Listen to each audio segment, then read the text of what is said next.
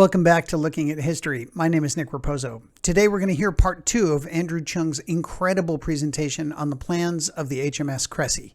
Now, those of you who've heard of this class before might wonder why I am so enthusiastic about them, because of course, those of you who have heard of them at all, and they are a bit of a footnote in naval history, probably know of them because of the terrible 3 before breakfast incident, where 3 of them were sunk by a single submarine on one awful morning on the 22nd of September 1914.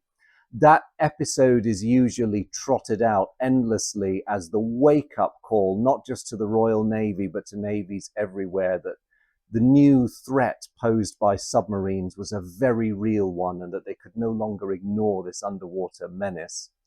Now, as ever with good stories like that, the layers of truth and nuance are very, very detailed, so I won't go into those here.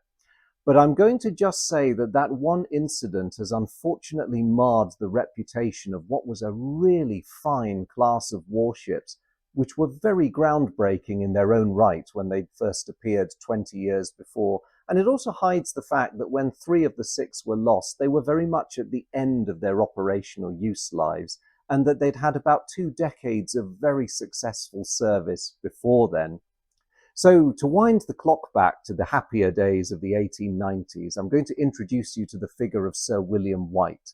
He was the very eccentric, very clever, and perhaps excessively hard-working chief constructor at the Admiralty. So he's the man responsible, ultimately, for all the new designs of warships.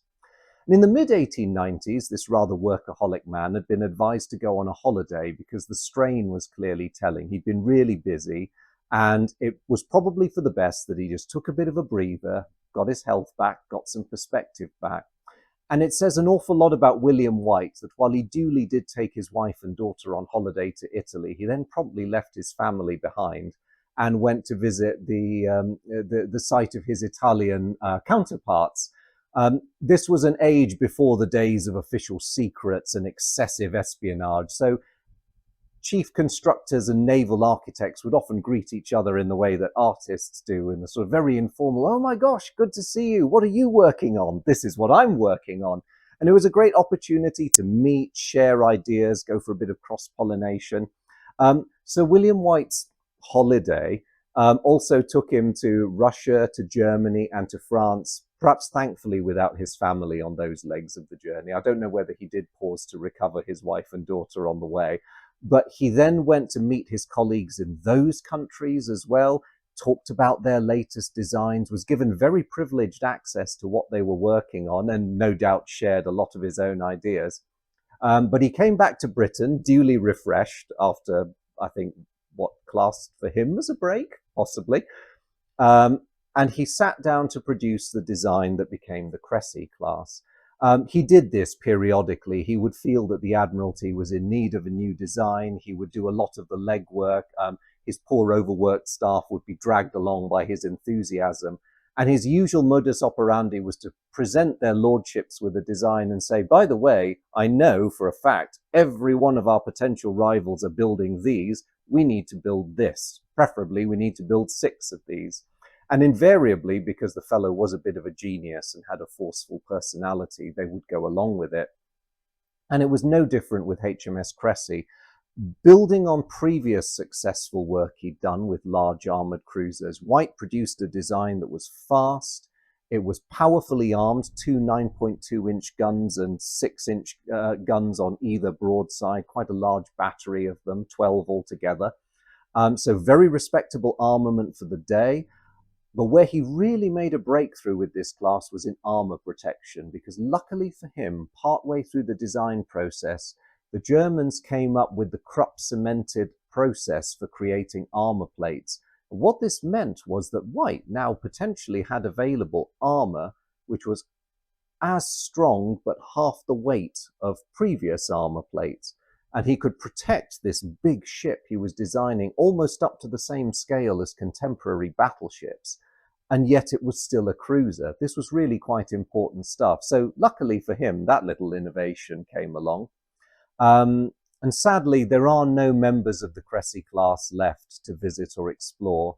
But luckily for posterity, we do have these amazing, amazing drawings. Now, I love the fact that these plans are so immense. You do not miss any details, whether you're looking for the weaponry, the fittings, the machinery, all of it's there, sometimes in excruciating detail. And the reason for this is twofold. One, I'm just checking the date, November 1901 on this plan. It's always worth looking for the magic words "as fitted," because what that tells you is that this is not a design plan that may be subject to unknown changes in the future. The as fitted plan is the post-completion survey. So as long as the draftsman and the surveyor knew what they were doing, and broadly speaking, in this period, most of them did, what you see on this plan is what was actually on the ship in November 1901. It's a very accurate record for the Admiralty of what they were getting with their new toy. And the other reason for it is that a very scientific one. Weight and appreciation of weight and stability was an essential part of vessel design, and everything would be accounted for, sometimes down to the last stick of furniture. So if you find yourself wandering metaphorically through the forward end of the ship, you can appreciate the mess decks with the folding tables and the spaces for hammocks. If you go aft, you can see the lavishly appointed officers' quarters, which are shown both on the profile and on the deck plans with all their furnishings.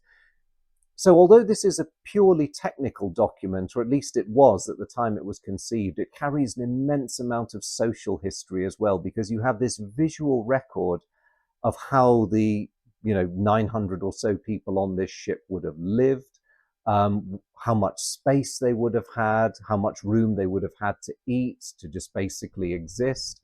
And it gives you an appreciation of how they would have moved and worked about the ship. So whichever angle you're approaching the story of these ships from, these are an absolutely indispensable part of those stories.